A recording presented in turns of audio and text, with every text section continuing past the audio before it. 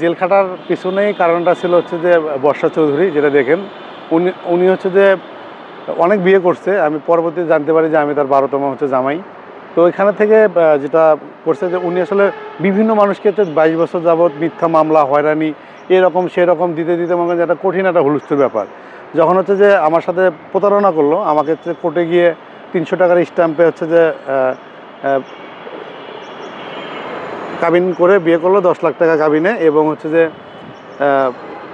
কাজী নিয়ে আসলো। কাজী নিয়ে এসে, নাম হচ্ছে কাজী নাসির, ওকে দিয়ে হচ্ছে মোনাজাত করে আমাকে কবুল বলে বিয়ে করলো।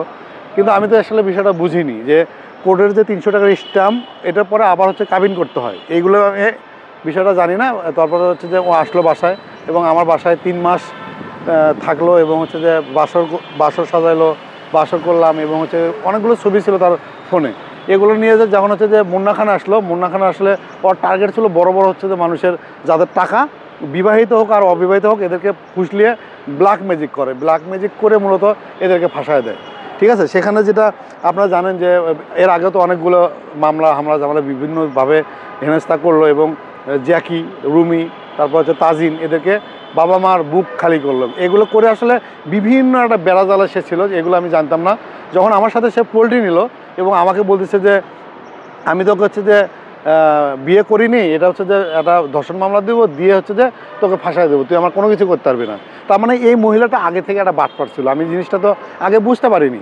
তারপর কী হলো, আমাকে যেন আর পারতেছে না, আমি তো অনেকগুলো মামলা করছি, সেখান থেকে কী করলো, নিজের হাত কাটলো, পিঠ কাটলো, কাটে একটা বিভিন্ন মানুষকে দিয়ে একটা নাটক সাজালো, এবং হাতিরঝিল থানায় আমার নামে একটা মিথ্যা মামলা দিল, দিয়ে যেটা হচ্ছে একদম মিথ্যা ভিত্তিহীন, যেটা হচ্ছে যে আমি সিডিআর কপি তুলছি, লোকেশন ট্র্যাক এগুলো বের করছি। বের করার পরে এখন হচ্ছে হাতিরঝিল থানা থেকে বলতেছে এটা আসলে মিথ্যা ছিল, এটা খারিজ করে দিবে।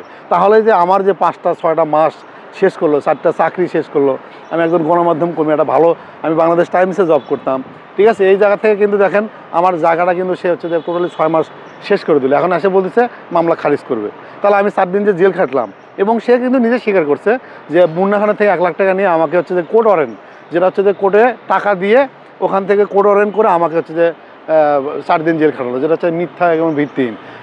এটাই দেখেন যে 2003 সালে সে বলছে যে সে এসিড দগ্ধ, যাকে হচ্ছে এসিড মারা হয়েছে, এর মিথ্যা নাটক করে 5 জন, জলিল সহ 5 জনকে সে কী করলো, এসিড মামলা দিয়ে 3 মাস জেল খাটালো। যেটা পরবর্তীতে রিপোর্টে যেটা আসছে, ওনার মাঝে সোমা আক্তার এবং এই জলিলকে, তার সাথে প্রেমের সম্পর্ক ছিল, জলিল বিবাহিত ছিল, যে জলিলের বন্ধুর সাথে তার একটা হচ্ছে যে কুসম্পর্ক ছিল। সেই জলিল বলছে যে না, আমি আমার যেহেতু বউ আছে, তুমি আমার বন্ধুকে বিয়ে করো। এই জলিলকে ফাঁসানোর জন্য নিজের গায়ে নিজে কেরোসিন তেল ঢেলে দিয়ে 5 জনকে সে জেল খাটালো। তার মানে কি, এই মহিলাটা হচ্ছে যে এই যে 2008 সাল থেকে সে এগুলো করে করে আসতেছে, এবং সে হচ্ছে প্রফেশনাল ছিল সেক্স ওয়ার্কার, এবং যে বিভিন্ন জায়গায় এমপি মোদীদের নারী সাপ্লাই করতো। আওয়ামী ফেসিস্ট সরকারে সে একটা যুব মহিলা লীগের নেত্রী, এবং দেখেন সে একটা স্লোগান, আমি কিন্তু আমার ইয়েতে ছাড়ছি, সে তারেক জিয়ার হচ্ছে যে ফাঁসি যাচ্ছে এবং স্লোগান দিচ্ছে। এই বিভিন্ন অপকর্ম করে বিভিন্ন ধরনের যে প্রশাসনের লোকদের কাছে শুয়ে বসে হাত করে বাপ ভাই ডাকে, লাং ডাকে, তিনি আসলে বিভিন্ন ধরনের আপনার ফ্যাসিলিটি নিচ্ছে। যখন আমি এগুলো ধরতে পারলাম, তখন সে এখন আসে মানুষের কাছে কান্নাকাটি করতেছে, বাবার কিডনি রোগ, বাবার হয়েছে, তার ব্রেনের সমস্যা, এই রোগ সেই রোগ, এগুলো থেকে মানুষের সিম্পিতি নিচ্ছে। এবং এগুলো করেই রাসেল মিয়ার সাথে যখন তার দ্বন্দ্ব, রাসেল মিয়া মামলা দেয়, ওই মামলা থেকে বাঁচানোর জন্য সে আমার ধর্ণা ধরে, এবং ধর্ণা ধরে আমাকে বিয়ে করে, ঠিক আছে, আমার কাছে যখন যে দেখলো হলো না, তখন আমার থেকে গেল মুন্না খানের কাছে। এই মহিলাটা দেখেন, আমি তো তাকে মারিনি, এবং আপনারা জানি দেখবেন যে সব কিছু একটা সত্যতা আছে, এবং সব কিছু কিন্তু একটা অনুসন্ধান আছে। কিন্তু আমি কিন্তু 4 দিন জেল খেটে গেছি, আমি কিন্তু 4 দিন জেলে থাকছি, ঠিক আছে। আমার আর্থিকভাবে ক্ষতি বলেন, সামাজিকভাবে আমি 5 মাস পরে আজকে দেখেন আমি ফাল্গুনি টিভিতে কেবল জয়েন করলাম। তার মানে কি, আমি 5 মাস ট্রমা থেকে বেরোতে পারিনি।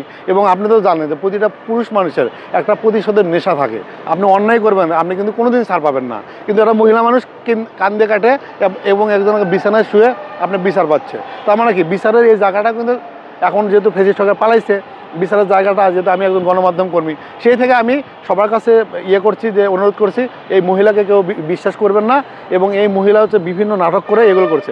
এবং দেখেন, আমার ছোটো বোন হচ্ছে, তার নামে একটা মামলা করে আমার বাসায় আসছে, বাসায় এসে বাসা ভাঙচুর করে এগুলো আমার বাসায় এসে আমাকে অপহরণের চেষ্টা করতেছে। এগুলো